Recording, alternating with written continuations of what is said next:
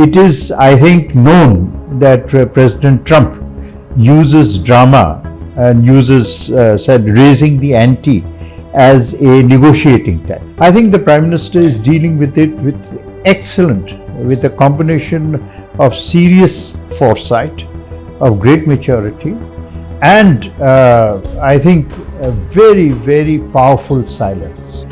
America has actually been very strangely far more punitive with its friends than it has been with its foes. India buys only, I think the statistics might vary here and there, about 37% of Russian energy. China buys 47%. Why has no action been taken against China? Why these double standards? Exactly.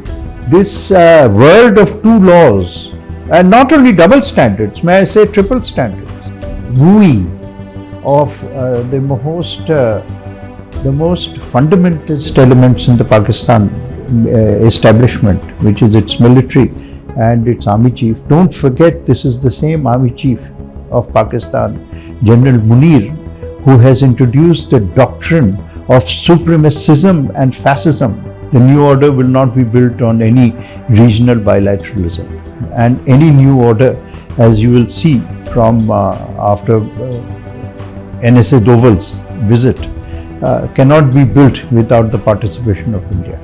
We are not permanent enemies with anyone. Pakistan has made us its permanent enemy, using the terrorism as its only weapon, right? But that's an unusual factor for different reasons. With China, I think the relationship has improved remarkably. Recent tariff imposed by President Trump has been a very big issue back in India. To discuss this issue, joining me is Mr. MJ Akbar, the former Foreign Minister of India. So, sir, my starting question is, what is your take on this tariff, additional 25% tariff, just because we are buying oil from Russia? There are many aspects to it, but let me begin with an old saying. A week is a very long time in politics. 2 days ago, Mr. Putin of Russia, President Putin, was a declared foe. I mean, after all, whole punitive action has been taken on the basis of us buying Russian oil. Although I must insist and say and stress that we have not violated any American law in the process. This is extremely important. But President Trump used this as the reason. Within the last 48 hours now, we hear that he is going to have a meeting with President Putin within a few days. So it's a volatile time, and we will see how things turn out on the Washington chessboard. Although many people are saying it's not a chessboard, it's a game of snakes and ladders, which is going on, initiated by President Trump. At this moment, as we talk, our NSA, Ajit Doval, who has now become the Prime Minister's crisis manager, is in Moscow, and he will be meeting President Putin. He will be meeting the Foreign Minister Lavrov. Tariffs, trade, security will be very high on the agenda. Simultaneously, you have heard the announcement that Prime Minister Modi will be going to China for the first time in 7 years. So a great deal of action and reaction is taking place, and things have not yet settled down. Now, it is, I think, known that President Trump uses drama and uses, said, raising the ante as a negotiating tactic. To that extent, all right, we can understand that. But we have to see where eventually the matter settles. And I think that process will be determined over the next 3-4 weeks. Akbar sir, what should be India's approach now? You have seen it very closely. You are in the minister, and how India should deal with this kind of situation now? I think the Prime Minister is dealing with it with a combination of serious foresight, of great maturity, and I think a very, very powerful silence, right? He is not falling into the trap of, many commentators don't realize that foreign policy is not an exercise in trivia, in verbal trivia. And Prime Minister Modi's silence and his actions and what he has done in consequence, I think has not only sent a very powerful message. It is what I call the core of India's Swadeshi foreign policy, that India's strength lies in India's people. Our policies will be measured by how much they protect the security and prosperity of the Indian people. That is primary in his mind, and I think the people now are beginning to realize that he will not surrender where, on agriculture, where India's farmers are going to be affected. He will not surrender on dairy items where India's farmers. On a parallel line, I think what perhaps America has underestimated is that America is losing a very, very valuable element of foreign policy. It is losing trust. America has actually been very strangely far more punitive with its friends than it has been with its foes. After all, I mean, if you are going to use trade with Russian energy as your excuse, then India buys only, I think the statistics might vary here and there, about 37% of Russian energy. China buys 47%. Why has no action been taken against China? Why these double standards? Exactly. This world of two laws, and not only double standards, may I say triple standards. Next, we should be waiting for President Trump to impose tariffs on America. Because America has been importing a uranium substance for its nuclear industry from Russia. Why is that outside the tariff regime? And I mean, I could go on today. The Europeans actually are buying in the last year over $67 billion worth of trade with Russia. There was no. So, what is your understanding? Why do you think India is singled out? This is something remains a very great perplexity, because India's relations with America have actually over the last 2 decades been strengthening immeasurably. And bipartisan. Yeah, absolutely. And there is I think, great unity in the Indian political class and among the people on strengthening the friendship.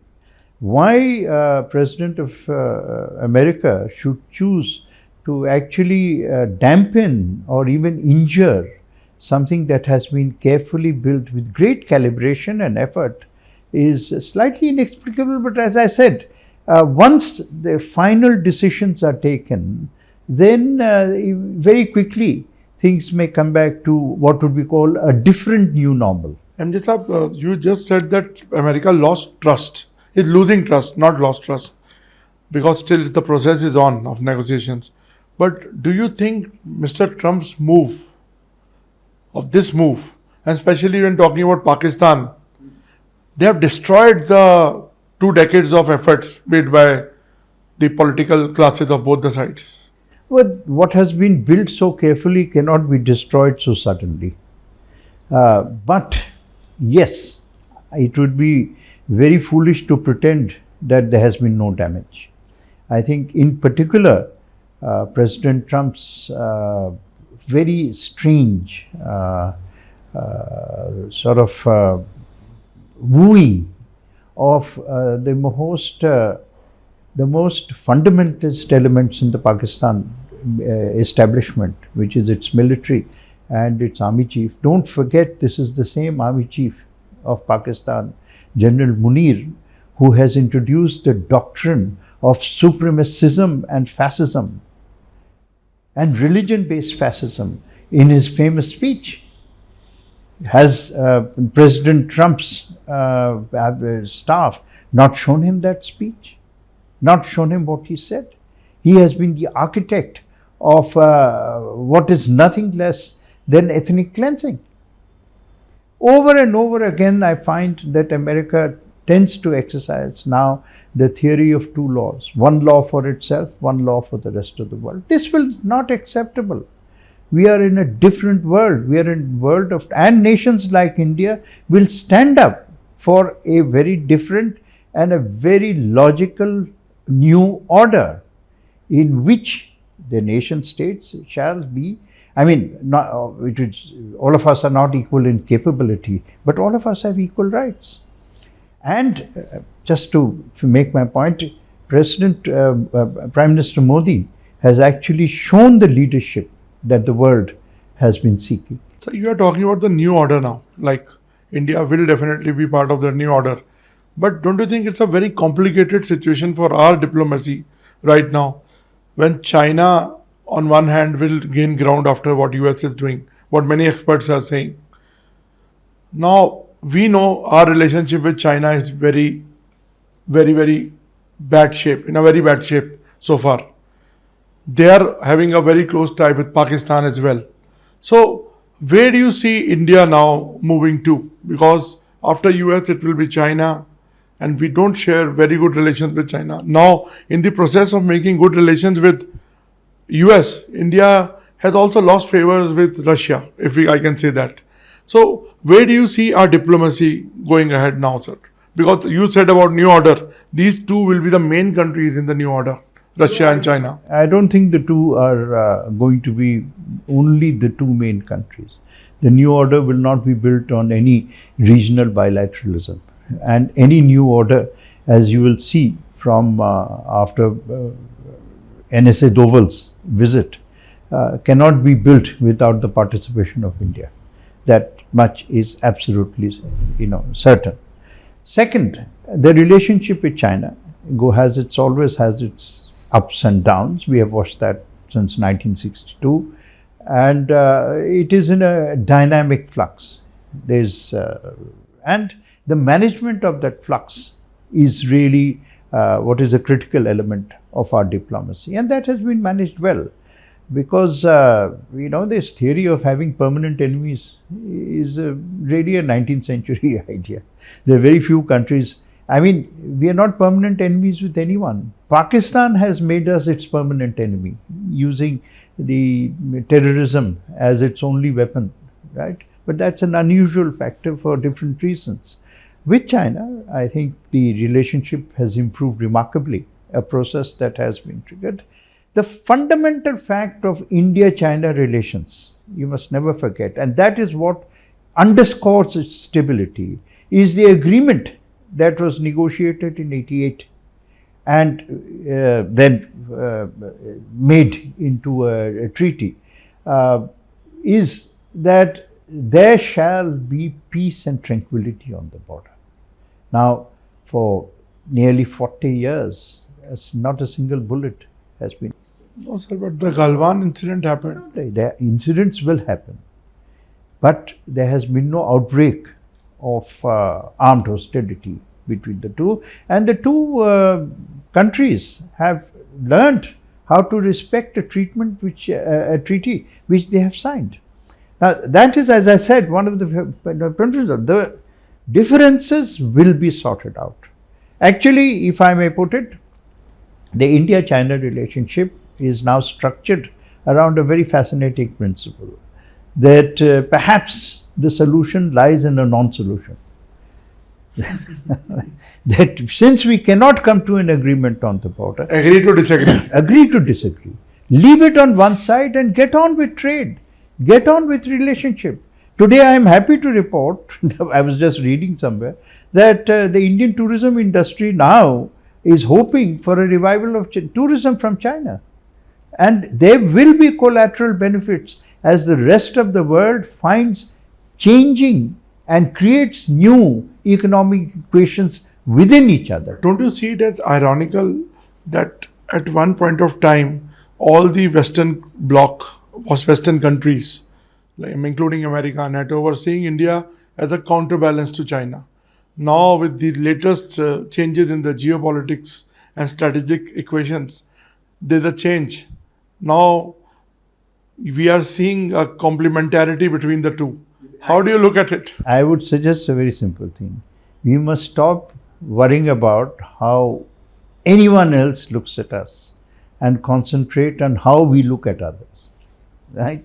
The moment you realize that Indian foreign policy is based, as I said, on the Swadeshi principle, that how we look at others is that slightly much more important than how others view us. Yes, NATO or the Western Alliance at some point may have thought of us as a kind of counterweight, military counterweight to China. But today, NATO itself has collapsed. Where is NATO was created for Western security against Russia or the old Soviet Union? The Warsaw Pact collapsed 40 years ago. The NATO is collapsing, it's crumbling in front of you.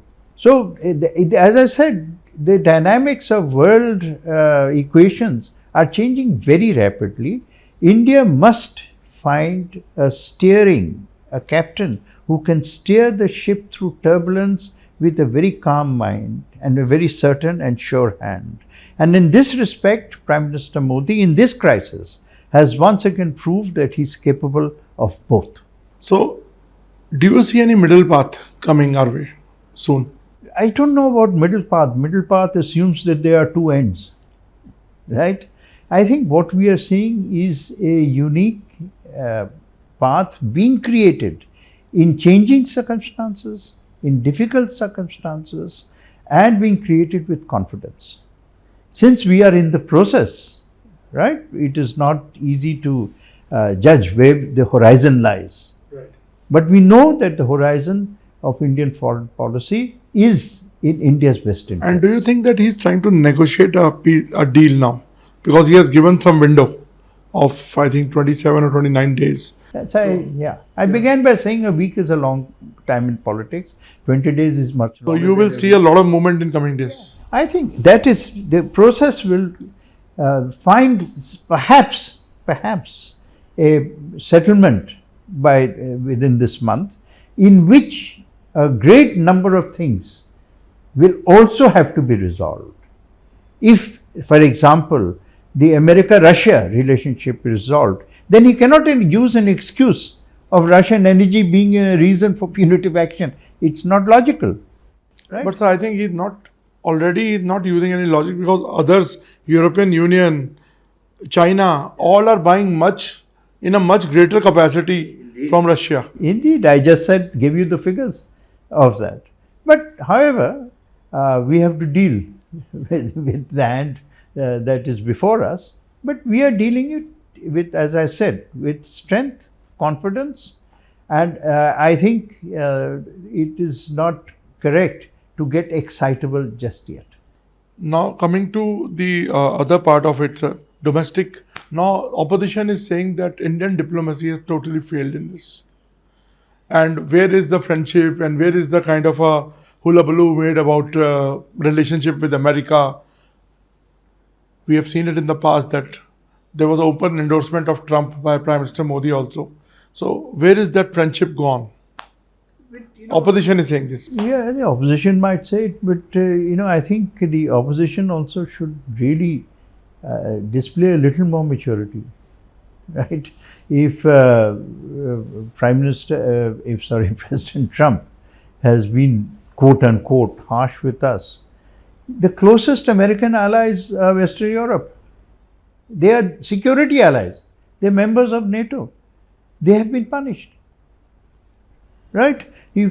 I don't think their opposition is going around making such statements, because they understand that America itself. Now, I gather that one of the reasons why President Trump is making and is actually quite anxious about is because the American system is under pressure. Today, America's debt, which people don't realize, I mean, correct me if I'm wrong, is crossed 35 trillion. Now, maybe the dollar can sustain it for a while, but not endlessly.